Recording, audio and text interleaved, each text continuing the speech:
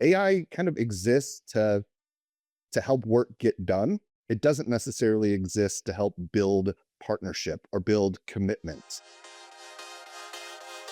Hey, it's Nikki Llewellyn Gregory, and you're on Gut Plus Science. You're in for a fast-paced, storytelling, action item-rich leadership growth experience. I hope you make this podcast a habit. I consider it a leadership mentoring tool. Learning together makes us better together, and that is how we change the world around us.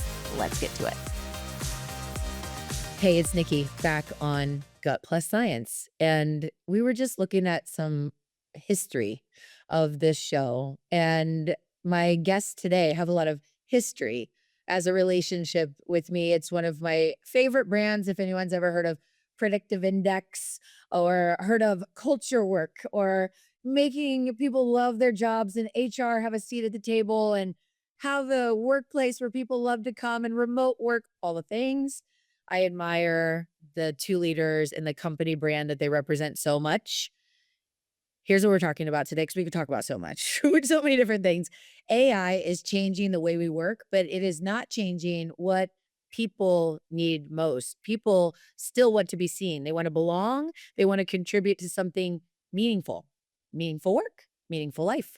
Today, I am joined by Raina Fryer, Head of Talent Strategy, and Jeff Boucher, Senior Director at Titus Talent Strategies. Many times I just say Titus, almost like maybe because I'm friends with the organization. Titus Talent Strategies, also known as Titus, is a firm on a mission to help organizations hire, train, and retain exceptional talent while creating lasting impact. Together today, we are unpacking why relationships matter, still matter, why HR's role has never been more strategic, and why the organizations that win in the future will be the ones that combine innovation with genuine human connection. If you have ever wondered what leaders should, I don't like the word should, but what should we prioritize? As technology accelerates, it's going so fast. This conversation is for you. Yes, we're talking AI. So let's dive into high tech, human touch, why relationships still win in the age of AI. So, Raina, I'm so excited to be with you again. Last time we were together in Madison, In Wisconsin for person. CultureCon. It was so fun. We were making fun of Jeff over here. No, we all We do love that each a lot. other. We do So that a lot. easy. And we have a blast together. We talk about all the things. And Raina, high tech human touch, what does it really mean in today's workplace? I think what it means today in today's workplace is that we recognize that more is being done through AI and automations, but that we cannot forget about the human element that exists in a business. The conversation we're not having enough is this, like technology doesn't build culture, it reveals it. If your leadership is disconnected, your AI rollouts are going to be disconnected. If your people don't feel trusted, no tool is going to fix that. So those are the messages that we want to sit with every leader today. You can't automate your way out of a people problem. And that's why relationships still and always will matter the most. Technology doesn't build culture, it reveals it. Ooh, I love that. And Jeff, we have been friends for so many years. I always mess up the number. You were team member at Titus number 6. Number six at Yes, Titus I Talent. That's got it right. right. And still here. And still here and just doing amazing things. I always think of you as you've always been a networking buddy for me. Relationships are so important, and you make people feel seen. You make us laugh. You bring everyone together. You're a wonderful host. You nurture relationships, and that is what it's about. That's what Titus is about. Jeff, why technology should enhance relationships, not replace them? Talk about that. Sure. So, when we talk about technology and we talk about AI, AI kind of exists to help work get done. It doesn't necessarily exist to help build partnership or build commitment. And so right now, the organizations that are winning are the organizations that are leveraging technology to create additional capacity for their employees to use building relationships and building connection with their partners. And this can be both internal and external. You can look at it through two different lenses. So as a leader, if I'm leveraging technology to create more space and I give that space to more technology, then I'm not doing my job. But if I give that space to more people-centered activities, building relationship, genuine connection to what Raina was talking about, then I'm a part of an organization that's winning. I love that. Okay, so Raina, I'm gonna have you put your hat on as a people leader. And Jeff, I'm gonna have you put your hat on as a relationship expert, nurturing partnerships and new potential clients and things like this. Okay. So Raina, AI helps us to really be swift in how quickly we can get things done. And sometimes we forget we got to have the touches, like we got to have like conversations like on a screen. We're recording virtually right now in the studio. Sometime last time we were together live. And I love emailing with you. And you are wonderful at getting back and we are collaborating, right? In as a people leader, right? AI cannot completely take away from the touches that we have to have with our people. Like, I'm just going to set this on automation and the person started today and their next 17 touches, and in 90 days we'll reconnect again. It is something that people are trying, right? But in the people leader seat, like AI cannot replace that process completely. It can augment, right? Talk a little bit more about that. Sure. So it's interesting. This morning, I was teaching a culture cohort. We lead a bunch of different cohort groups at Titus and some roundtables as well that Jeff will speak to a little bit later in the podcast. And we were specifically focused on onboarding and integration. And I put the question out in front of the group and I said, what was the best onboarding experience you've ever had? And half the group said, I've never had a good onboarding experience. The other half said things like, oh, when I was able to do a listening tour and really build relationships. And so everything that we do in business, whether it's onboarding or our ongoing relationships with our people, there is an element to technology helping us set things up, calendaring being automated, getting things on a cadence. Those are all well and good, but it can't take away and should not take away the human side of that, which is I can ask a question through a survey, but I should still be following up with that person to get more information. We have engagement that we do twice a year, and the same thing is to be said there. I can use a system to generate engagement results, but it doesn't mean we shouldn't be talking about it afterwards. So it's meant to be a support, but not the end all be all in an organization. Yeah. Every once in a while, we want to talk about our dogs and our life and our kids and family and things like that and really get to know each other. And also when there's a problem, and you get the multiple choice answer on the survey, context, right? And having a little bit deeper conversation to understand, gosh, maybe something's really going on that survey couldn't tell, and we had to have the coffee chat to do that. And I know you're leading and involved, and Jeff is too, in round tables that we'll tell you about later, getting people together, and you do that well in your partnership program. Which brings me to Jeff.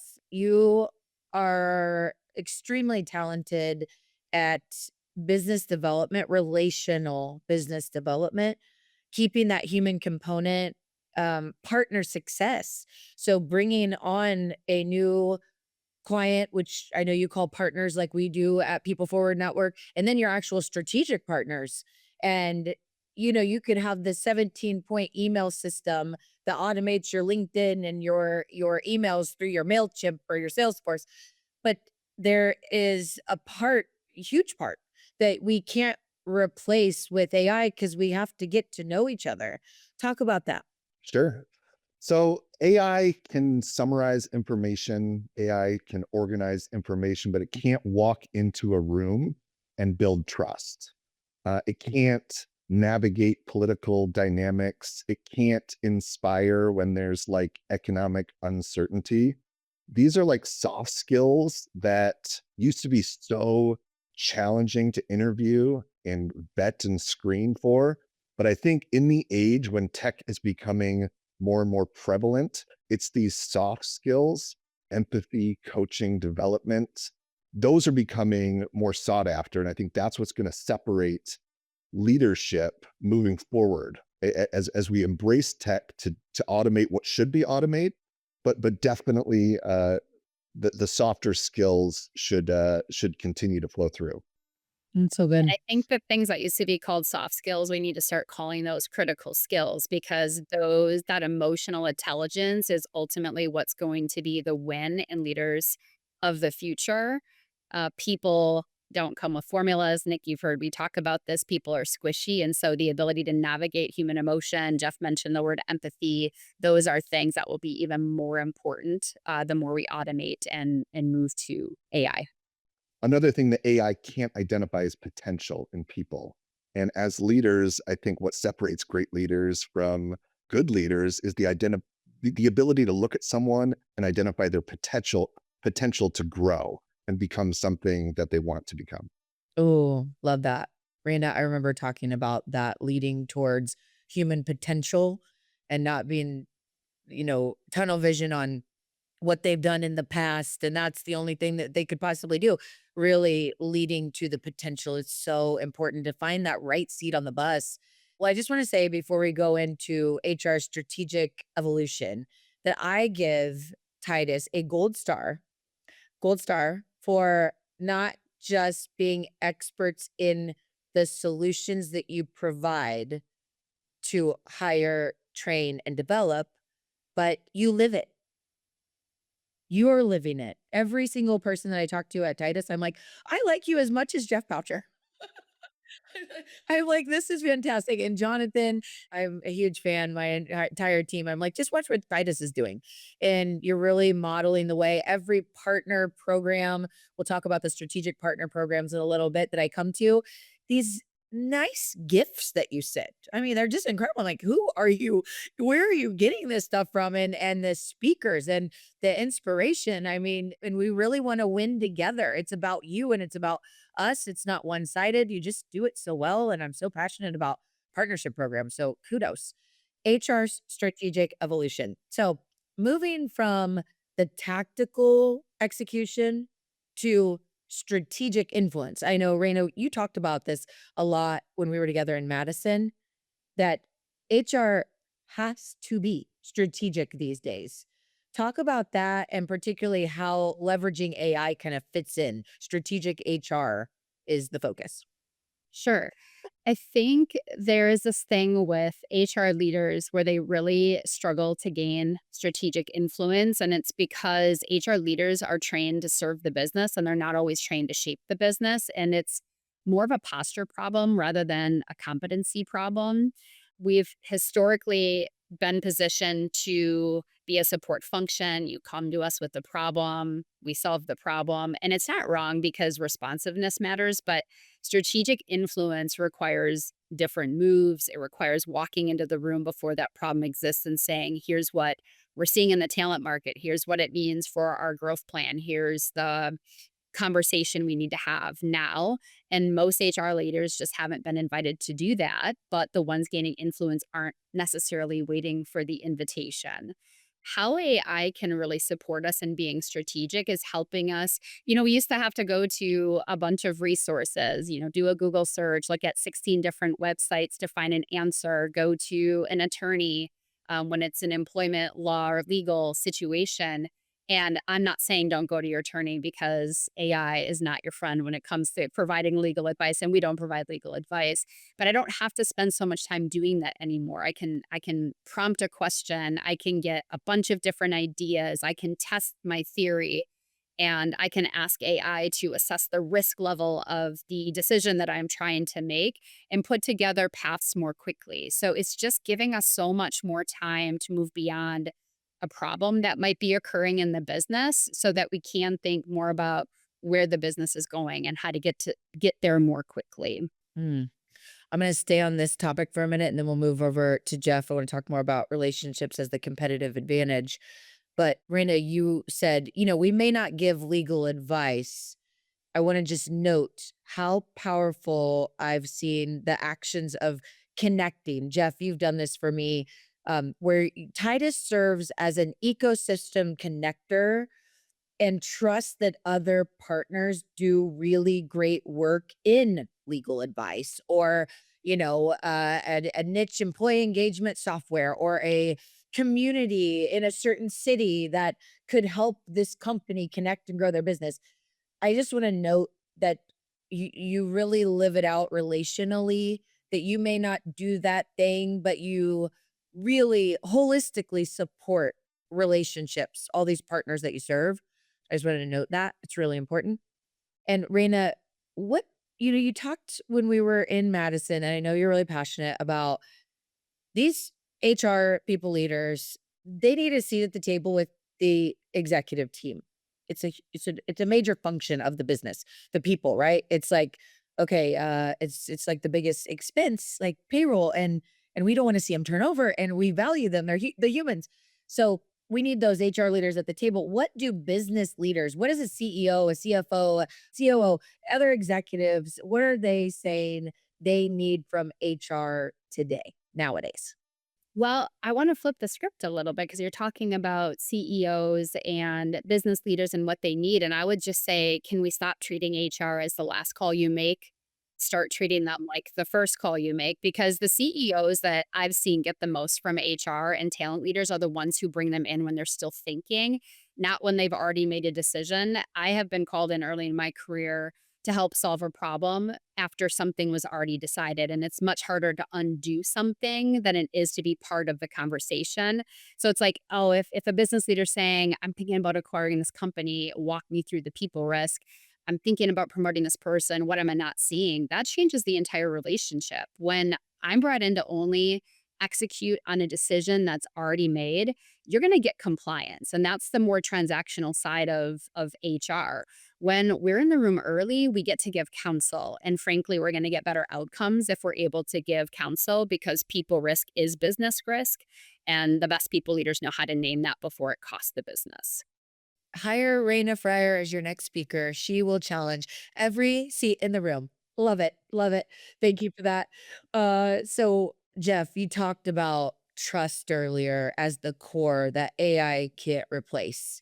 We build trust through our time together and knowing each other and following through on what we say. You've done that for me. I've done that for you. I am so excited if I send you a connection and you tell me like how much you enjoyed them and they said that as well. AI can't replace that. And I think sometimes we are so quick to automate that we're forgetting that we have to do the nurture, and it includes meeting with people in real life and also like with the video on, right? To have these touches.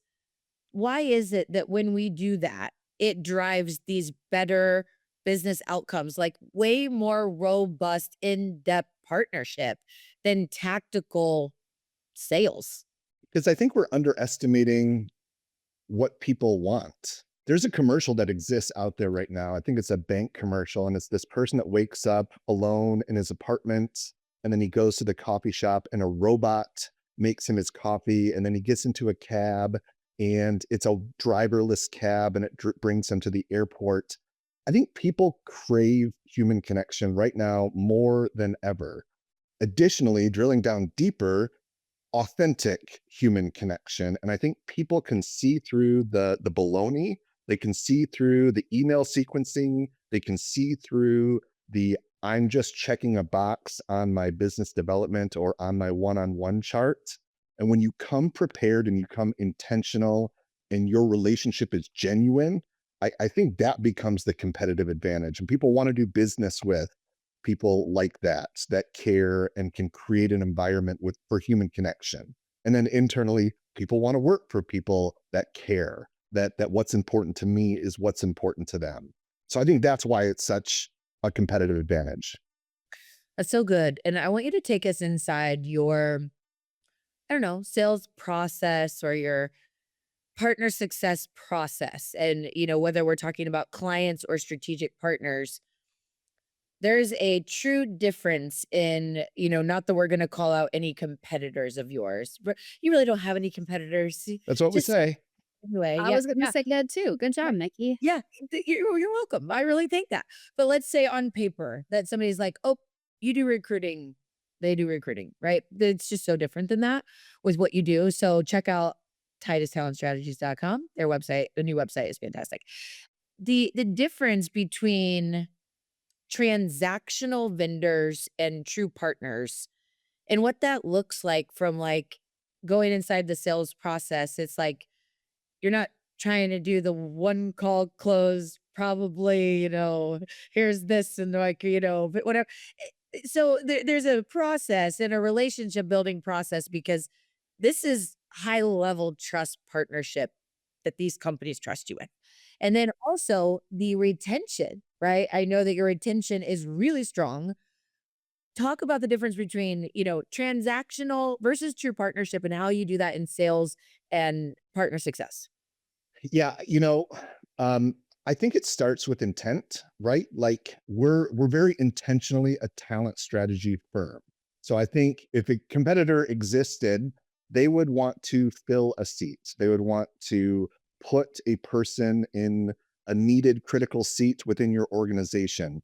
What Titus aims to do is solve your problems that you either realize that you may have with that seat, or possibly problems that you might not really understand exist in that seat.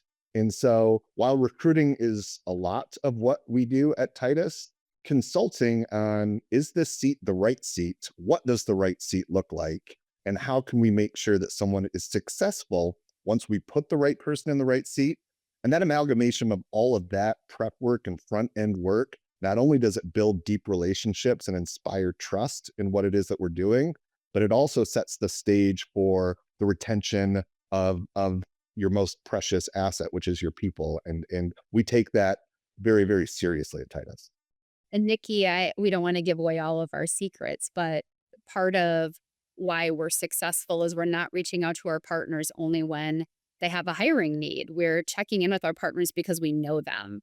To your point, we know their birthdays. We know when they have a big trip coming up. We know when a major life event has happened because we are embedded in their business. We are doing more than just putting a person in a seat or following up, checking in on people. How is it going? Are there any other needs you have? This is something Titus might be doing right now. So we're not just calling in saying, is there a seat for us to fill? We're really getting to know our partners on a deeper level. Yeah. And I can attest to that. You do a really, really good job of that. Another gold star. Thank you. Let's talk about vision, the future. Let's talk about the future of leadership as you see it in the here and now. It's changing so fast. It's like talk about what AI is doing. It's like speeding up how fast it's like the amount of things that we can learn in a day. It's like, could it possibly get faster and more? And it's happening. Let's talk about this future of leadership. And from your seats, what are leaders getting right today when it comes to high tech, human touch, and relationships? What are you seeing in the trends of what we're getting right? And then I'm going to ask the opposite. But what are we getting right? I think what we're getting right is really the people leaders who are out there and not staying at the surface. There was so much historically, so much divide of your work and life are separate beings. And I'm not saying bring your personal problems into work, but there's more comfortability about being your authentic self at work. And as much as we want to get to know our partners and dig deep, we want to do the same thing for our people. We want them to be there for work performance. We also want to be there for the things that are going on in their personal life and understand that those things are intertwined. Nikki, you know that our employees are all in a mobile situation. We're remote. So that becomes even more important because you don't have the water cooler talks. You're not having those collisions that you have when you're in the workspace. And so we have to create, good leaders are creating space and time for that, especially in these mobile or hybrid types of environments. Jeff, what are your thoughts there on what we're getting right currently with high tech, human touch, using AI, managing relationships? Sure. I think where we're getting things right is placing importance on culture, meaning that people join people. People want to go work for a company because of the people that are there. And we always say people don't leave companies, people leave managers. So culture is a buzzword right now. I think people understand it. And to your point, Nikki, about where I think we're not getting it so right is how that actually translates into what does your culture look like? We see it's important, but does that mean ping pong table in the break room, or does that mean focused accountability, clarity in your role, a nice balance between high performance and care and connection. And so I think that's where I'd like to see leadership evolving over the next 3 to 5 years, is striking that balance between high performing accountability while keeping that people first mentality. Thank you for that. Raina, I know I can count on you for a good rant. Like there's something top of mind that you're like, listen up, people. I'm gonna start with one that's top of mind for me. I am so many times on this show and a couple of other shows that I do talking about AI and things. And my rant, I think a lot of you are doing really good things. So I'm gonna put that out there. I didn't have time to give you my list of what you all are doing well. My rant is onboarding a new team member or starting a new GPT tool for the team and leaving everybody to just figure it out on their own. I That's scary. That is there's a lot of fear for people, and different generations see it differently.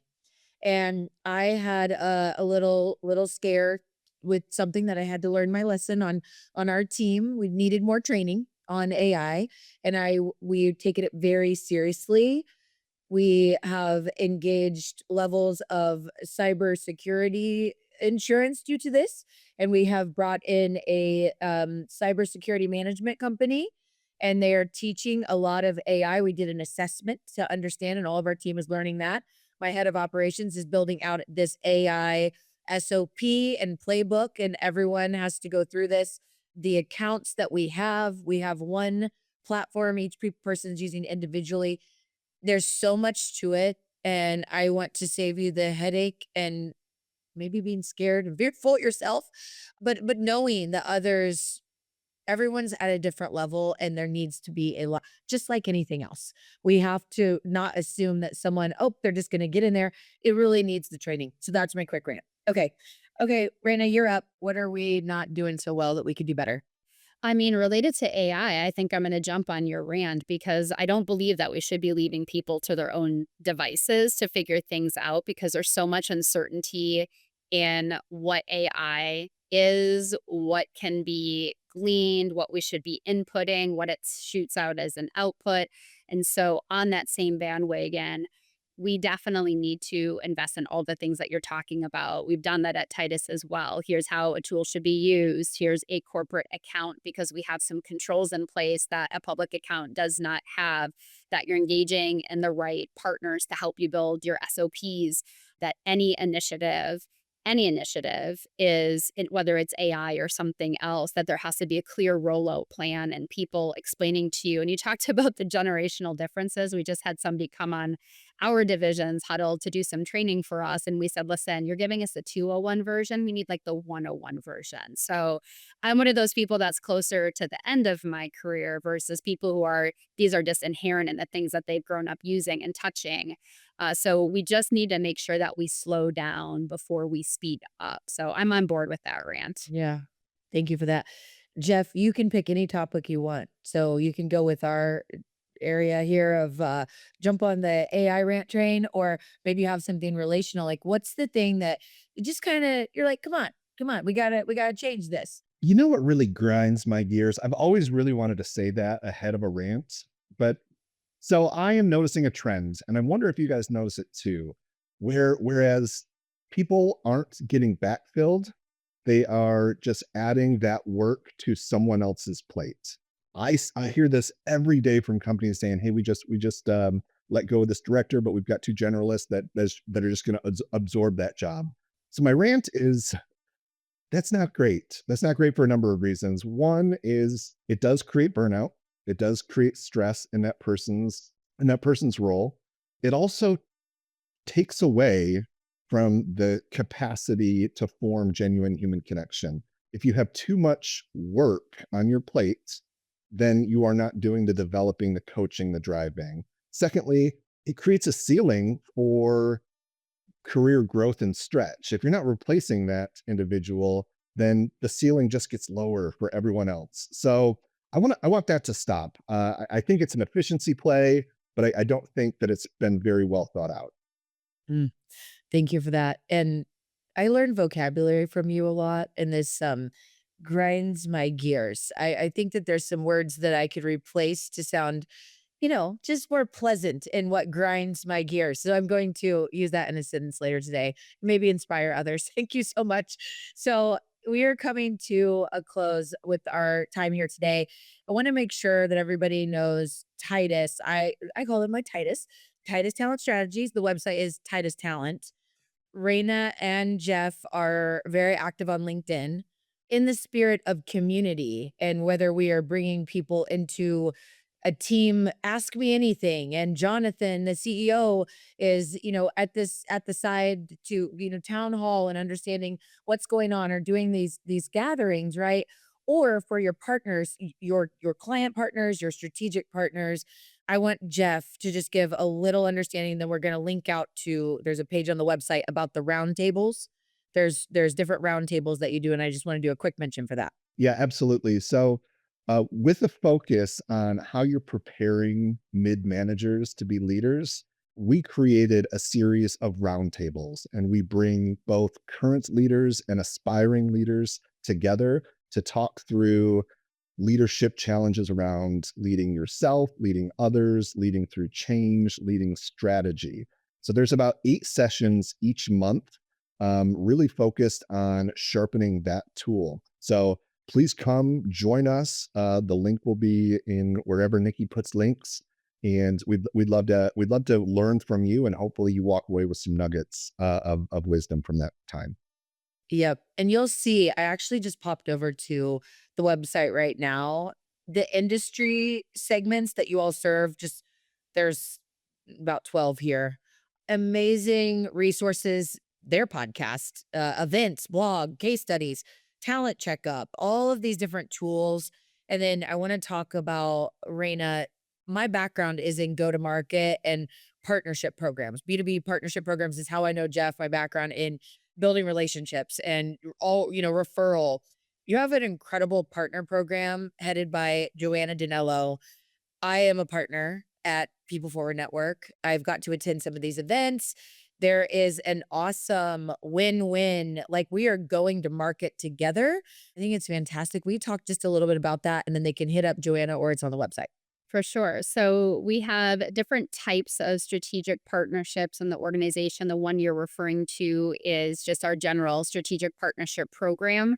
This is an opportunity for us to get to know those individuals out there that are looking for support in their businesses. We get to know you. We have this help first mentality. You mentioned earlier during the call, if we can't serve you, we're going to get you to somebody that can. So we like to refer out to our network whenever we can do that. But what we're hoping for is that through our relationships that we can also learn about people that are in your network that might need our help on the recruiting side, the hiring, train, retain that you mentioned earlier on. So it really goes both ways. And we just love that other people are out there selling for us because we believe that we have a great service and products that people can really gain from. I know I got the email to the next session that Joanna sent out. I can't attend because I had a conflict, but I hope to be at the next one. I always meet great people there too. Really great partners. And some have been in my market. Jeff and I are in the same city. We're in Indianapolis. And so we have some colleagues here that have attended on that. Work is meant to be fun. Work is meant to be meaningful, productive, efficient. We're meant to have a community at work. I think it is the best mission field to bring people together, people of all generations, all walks of life. And we learn so much from these people that we get to call friends that we work with or we serve. It's like, I have, a July 4th party coming up down at the lake, an hour and 15 minutes from here. I have so many of these people are our partners, whether they are our clients or our, referral partners or whatever. It's like, just we can do that inside the walls of work while being efficient and using technology and supporting each other and, outside of that. And that you guys just do that really well. So thank you for being a friend to me, People Forward Network, Gut Plus Science. And a little birdie did tell me that we might be back on here soon. I don't know. who knows? We'll be getting back together maybe in the next couple of months. So thank you so much. I hope everybody got to see the humor, the fun, the serious, here's what you got to do, and just the wonderful education. And we will see you next time on Gut Plus Science.